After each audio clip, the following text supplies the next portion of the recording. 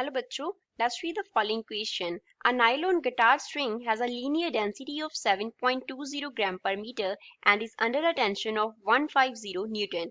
The fixed posts are a distance d is equals to 90 centimeter apart. The string is oscillating in the standing wave pattern shown in the figure. Calculate the frequency of the traveling waves whose superposition gives this standing wave. Question में हमें क्या दिया गया है कि nylon guitar है, उसका linear density दिया गया है एंड उस पे जो टेंशन एक्ट कर रहा है वो दिया गया है। दो फिक्स पोल्स हैं डी, उनका डिस्टेंस डी हमें प्रोवाइडेड है 90 सेंटीमीटर। स्ट्रिंग जो है वो ऑसिलेट कर रहा है स्टैंडिंग वेव पैटर्न में। हमें फ्रीक्वेंसी कैलकुलेट करना है ट्रेवलिंग वेव का जिनकी सुपरपोजिशन से ये स्टैंडिंग वेव बन रहा है। So first of all we will talk about the key concept used in the question. इस क्वेश्चन में क्या की कॉन्सेप्ट यूज हो रहा है, तो इसमें निकालना क्या है फ्रीक्वेंसी। सपोज फ्रीक्वेंसी को हम एफ से डिनोट कर रहे हैं, then we know that wave speed का रिलेशन होता है फ्रीक्वेंसी इनटू वेवलेंथ। यहाँ पे v जो है वो रिप्रेजेंट कर रहा है वेव की स्पीड को एंड जो लैम्डा है वो रिप्रेजेंट करता है वेवलेंथ को। तो फ्रीक्वेंसी निकालने के लिए हम वेव स्पीड एंड लैम्डा दोनों फाइंड आउट करेंगे, देन इस फॉर्मूला में फिल कर देंगे। फर्दर जो वेव स्पीड है v, उसके लिए फॉर्मूला होता है square root of t by mu. t जो है वो रिप्रेजेंट करता है टेंशन को, that is given in the question, and mu जो है वो रिप्रेजेंट करता है मास पर यूनिट लेंथ को, मास पर यूनिट लेंथ। अब t का वैल्यू क्वेश्चन में कितना दिया गया है 150 न्यूटन दिया गया है।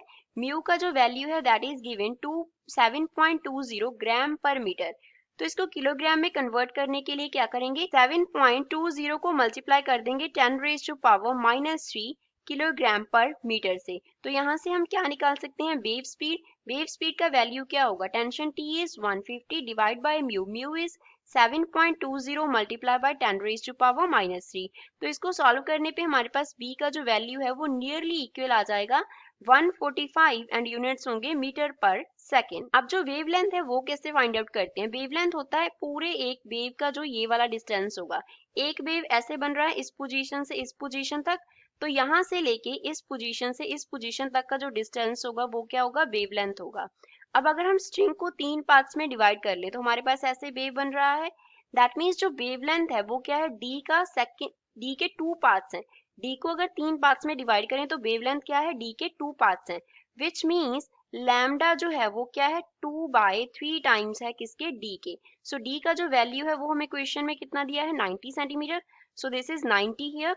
तो कैंसिल करने पे क्या आ जाएगा 2 × 30 that is equals to 60 centimetre. 60 centimetre क्या बन जाएगा 0.6 मीटर बन जाएगा। तो वेवलेंथ का वैल्यू कितना आ गया 0.6 मीटर आ गया। अब v फाइंड आउट कर लिया, लैम्डा फाइंड आउट कर लिया, तो हम क्या फाइंड आउट कर सकते हैं फ्रीक्वेंसी। फॉर्मूला क्या है, wave speed is equals to frequency into wavelength. तो फ्रीक्वेंसी क्या होगा, simply wave speed divided by wavelength हो जाएगा। तो यहाँ से फ्रीक्वेंसी का वैल्यू आ गया, v का वैल्यू है 145, वेवलेंथ का वैल्यू हमने निकाला 0.6, तो फ्रीक्वेंसी का वैल्यू आएगा 241.67 एंड यूनिट्स क्या होंगे, हर्ट्ज। और इसको हम क्या लिख सकते हैं, that frequency is nearly equals to 242 hertz. So this is the final answer for the given question. I hope you understood well. Thanks.